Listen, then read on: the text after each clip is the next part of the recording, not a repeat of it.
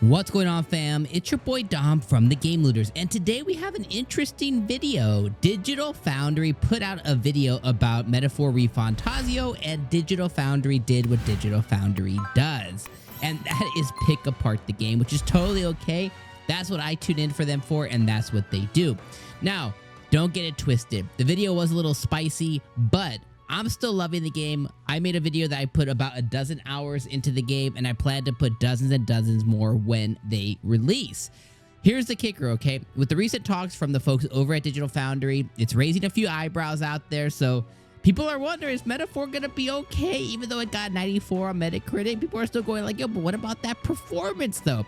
So that's what we're gonna talk about here today. The big question, is Metaphor ReFantazio catching some heat before it even hits store shelves? Should we as fans be worried? I mean, the short answer is no, but regardless, let's break it down for sake of argument. So, Digital Foundry, they dropped a deep dive into Metaphor ReFantazio's technical side. We always appreciate it. We love when they do. And their take is that it's kind of like a mixed bag, okay?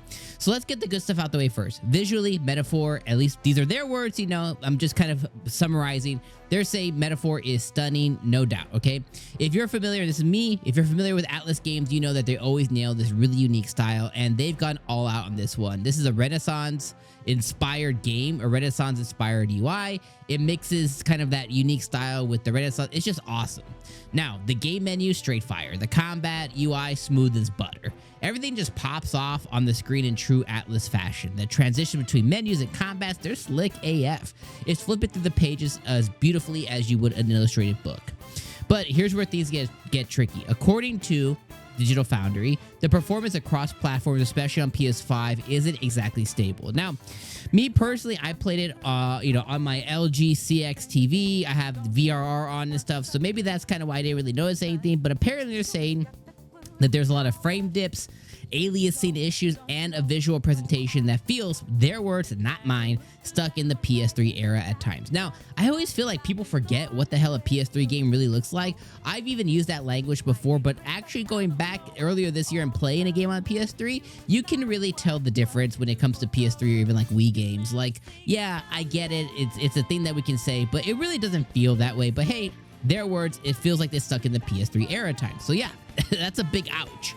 They even mentioned that the game can drop to the low 40 frames in some areas, and that's a bit of a bummer considering we're playing on current gen hardware. So how serious are the issues really? Now let's get real. Is this a deal breaker for anybody? Maybe, but for me, obviously not really. I'm still in love with the game. From the prologue alone, Metaphor's story, gameplay, combat, it really hooked me from the start. Digital Foundry even mentioned the game feels like a polish and expanded Persona with all new enemies, bigger world, killer turn-based mechanics. So they're loving the game. They just said they wish it ran better, basically. Let's be honest, though. Most Atlas fans, we're not here for some of these technical things. We're here for the story and the experience and the characters. Minor frame rate dips and some jaggy shadows are going to kill any vibe for you, and probably not me either. But if you're somebody who is a big graphics snob, which is completely okay, do you, right? And you live for that buttery 60 frames per second, you might want to keep an eye on how Atlas handles patches post-launch. Digital Foundry suggests some of these issues might be ironed out with updates, even on the, aforementioned PS5 Pro that's around the corner. Personally, I love to see some of these performance hiccups addressed, but at the end of the day, it's not going to stop me from enjoying and praising Metaphor and everything it has to offer. So let's get to it. Does it matter? Here's the real question. Is the heat Metaphor is catching before release something we should be worried about? Honestly, no. Digital Foundry might be throwing shade at the technical side of things, but everything else about the game screams excellence. The art direction, soundtrack, the combat system, all top tier. Plus, Digital Foundry even said the gameplay itself is an excellent expansion of what we already love about Persona and SMT. So sure, it might not be hitting the technical heights we expect from a game in 2024, but let's not forget this is Atlas we're talking about. They're known for deep strategic gameplay and storytelling that keeps you glued to your seat. And Metaphor, based on Metacritic and everything we've seen and everything I've played, is shaping up to be another masterpiece in that regard. Performance issues, while not ideal, are far from game-breaking in my opinion. They also said to this Digital Foundry that the PS4 version on PS5 and backwards compatible runs absolutely fantastic. So if you are one of those people who need the 60 frames per second, hey, I get it. Sometimes I do too. You might want to play the PS4 backwards compatible version on your PS5. If I didn't have VRR, that's something I would consider doing, and I'm probably going to get the PS4 version anyways, at least just for the collection. So if it matters to you that much, you can play the PS4 version of it. All right. At the end of the day, this is my final thoughts, okay? At the end of the day, Metaphor ReFantazio catching heat before the release? Yeah, okay, sure. But is it going to stop me or you from diving headfirst into this world? Yeah, I don't think so. This is not going to happen. The minus performance hiccups aren't going to ruin what's already looking to be one of the best JRPGs, if not the best JRPG in Game of the Year.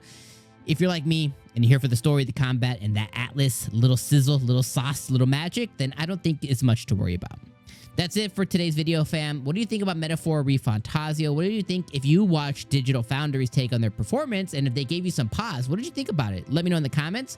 Are you still hyped? Let me know in the comments, and of course, smash that like button. If you're new here, don't forget to subscribe for more gaming content. Until next time, I've been Dom from the Game Looters, and I'll catch you on the next one. Peace.